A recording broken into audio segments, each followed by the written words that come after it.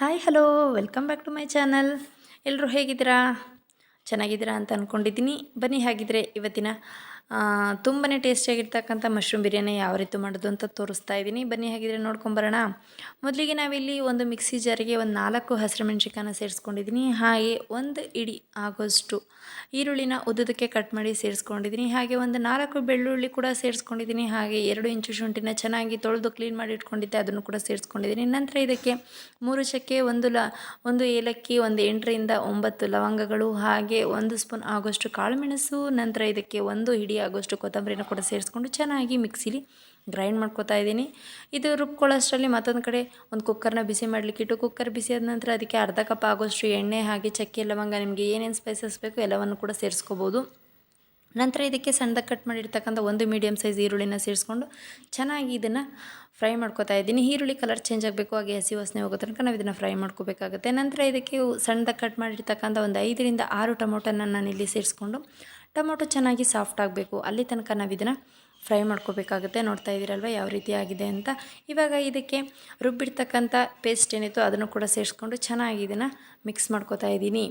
ಎಲ್ಲ ಇಲ್ಲಿ ಹಸಿ ಪದಾರ್ಥಗಳನ್ನ ಹಾಕಿರೋದ್ರಿಂದ ಇದರಲ್ಲಿರ್ತಕ್ಕಂಥ ಹಸಿ ವಾಸನೆ ಎಲ್ಲ ಹೋಗಬೇಕು ಅಲ್ಲಿ ತನಕ ನಾವು ಇದನ್ನು ಚೆನ್ನಾಗಿ ಫ್ರೈ ಮಾಡ್ಕೋಬೇಕಾಗುತ್ತೆ. ಇದು ಚೆನ್ನಾಗಿ ಫ್ರೈ ಆದ ನಂತರ ಇದಕ್ಕೆ ಅರ್ಧ ಕಪ್ ಆಗೋಷ್ಟು ಮೊಸರನ್ನು ಕೂಡ ನಾನಿಲ್ಲಿ ಸೇರಿಸ್ಕೊತಾ ಇದ್ದೀನಿ. ಮೊಸರು ಹಾಕೋದ್ರಿಂದ ಯಾವುದೇ ಬಿರಿಯಾನಿ ಆದರೂ ಕೂಡ ತುಂಬಾ ಚೆನ್ನಾಗಿ ಟೇಸ್ಟ್ ಕೊಡುತ್ತೆ. ಹಾಗಾಗಿ ಅರ್ಧ ಕಪ್ ಆಗೋಷ್ಟು ಮೊಸರನ್ನ ಸೇರಿಸ್ಕೊಂಡು ಒಂದು ಸತಿ ಚೆನ್ನಾಗಿ ಮಿಕ್ಸ್ ಮಾಡ್ಕೋತಾ ಇದ್ದೀನಿ. ನೋಡ್ತಿರಲ್ವ ಯಾವ ರೀತಿ ಮಿಕ್ಸ್ ಮಾಡ್ತಾ ಇದ್ದೀನಿ ಅಂತ.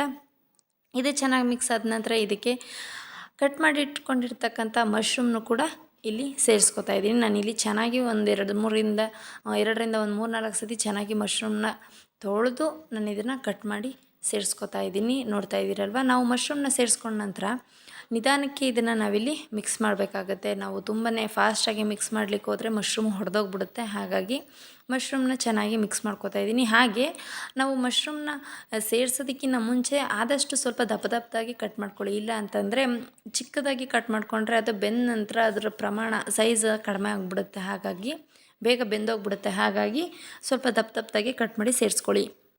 ಮಶ್ರೂಮ್ನೆಲ್ಲ ಚೆನ್ನಾಗಿ ಒಂದು ಸತಿ ಮಿಕ್ಸ್ ಮಾಡ್ಕೊಂಡ ನಂತರ ಇದಕ್ಕೆ ಅರ್ಧ ಸ್ಪೂನ್ ಆಗೋಷ್ಟು ಧನಿಯಾ ಪೌಡರ್, ಹಾಗೆ ಅರ್ಧ ಸ್ಪೂನ್ ಅಡುಗೆ ಅರಿಶಿನ ಪುಡಿ, ನಂತರ ಇದಕ್ಕೆ 2 ಸ್ಪೂನ್ ಆಗೋಷ್ಟು ಗರಂ ಮಸಾಲ ಪೌಡ್ರನ್ನ ನಾನಿಲ್ಲಿ ಸೇರಿಸ್ಕೊಂಡು ಚೆನ್ನಾಗಿ ಇದನ್ನು ಮಿಕ್ಸ್ ಮಾಡ್ಕೋತಾ ಇದ್ದೀನಿ. ಆ ಪೌಡ್ರಲ್ಲಿರ್ತಕ್ಕಂಥ ಘಾಟೆಲ್ಲ ಹೋಗೋ ತನಕ ನಾವು ಇದನ್ನು ಮಿಕ್ಸ್ ಮಾಡ್ಕೋಬೇಕಾಗತ್ತೆ.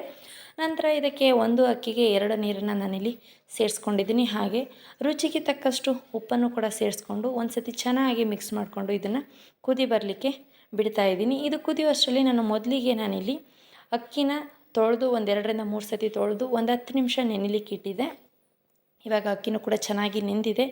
ಇದನ್ನು ಮತ್ತೊಂದು ಸತಿ ಮಿಕ್ಸ್ ಮಾಡಿಕೊಂಡು ಇದಕ್ಕೆ ತೊಳೆದಿಟ್ಕೊಂಡಿರ್ತಕ್ಕಂಥ ಅಕ್ಕಿನೂ ಕೂಡ ನಾನಿಲ್ಲಿ ಸೇರಿಸ್ಕೊತಾ ಇದ್ದೀನಿ. ನೋಡ್ತಾ ಇದ್ದೀರಲ್ವ, 1 ಅಕ್ಕಿಗೆ 2 ಅಳತೆಯ ನೀರು ಸಾಕಾಗುತ್ತೆ. ಈ ಪ್ರಮಾಣದಲ್ಲಿ ನೀರನ್ನು ಸೇರಿಸ್ಕೊಂಡ್ರು ಎಲ್ಲೂ ಕೂಡ ಬೆಂದೋಗಿ ಮುದ್ದೆ ಥರ ಆಗೋಲ್ಲ, ತುಂಬಾ ಉದ್ದುದ್ರಾಗುತ್ತೆ. ಹಾಗೆ ಅಕ್ಕಿ ಹಾಕಿದ ನಂತರ 1 ಕುದಿ ಬರೋ ತನಕ ಬಿಡಬೇಕು. 1 ಕುದಿ ಬಂದ ನಂತರ ನಾವು ಲಿಡ್ನ ಕ್ಲೋಸ್ ಮಾಡಿ 1-2 ವಿಷಲ್ ಕೂಗಿಸ್ಕೊಂಡ್ರೆ ಸರಿ ಹೋಗುತ್ತೆ. ನೋಡ್ತಾ ಇದ್ದೀರಲ್ವ, ಇವಾಗ ಕೂಗಿ ಕಂಪ್ಲೀಟಾಗಿ ಕುಕ್ಕರ್ ಕೂಡ ಕೂಲಾಗಿದೆ. ನೋಡ್ತಾ ಇದ್ದೀರಲ್ವ ಯಾವ ರೀತಿ ಬಿರಿಯಾನಿ ರೆಡಿಯಾಗಿದೆ ಅಂತ. ತುಂಬಾ ಟೇಸ್ಟಿಯಾಗಿ ರೆಡಿಯಾಗಿದೆ. ಒಂದು ಸತಿ ನೀವು ಕೂಡ ಟ್ರೈ ಮಾಡಿ ನೋಡಿ. ಮೊಸರು ಬಜ್ಜಿ ಜೊತೆ ಸೂಪರ್ ಕಾಂಬಿನೇಷನ್ ಅಂತ ಹೇಳ್ಬೋದು. ಹಾಗೆ ಯಾರೆಲ್ಲ ನನ್ನ ಚಾನಲ್ನ ಸಬ್ಸ್ಕ್ರೈಬ್ ಮಾಡ್ಕೊಳ್ಳದೆ ನೋಡ್ತಾ ಇದ್ದರೆ ದಯವಿಟ್ಟು ಸಬ್ಸ್ಕ್ರೈಬ್ ಮಾಡ್ಕೊಳ್ಳಿ. ಹಾಗೆ ಲೈಕ್ ಮಾಡಿ, ಶೇರ್ ಮಾಡಿ, ಕಮೆಂಟ್ ಮಾಡಿ. Thank you for watching.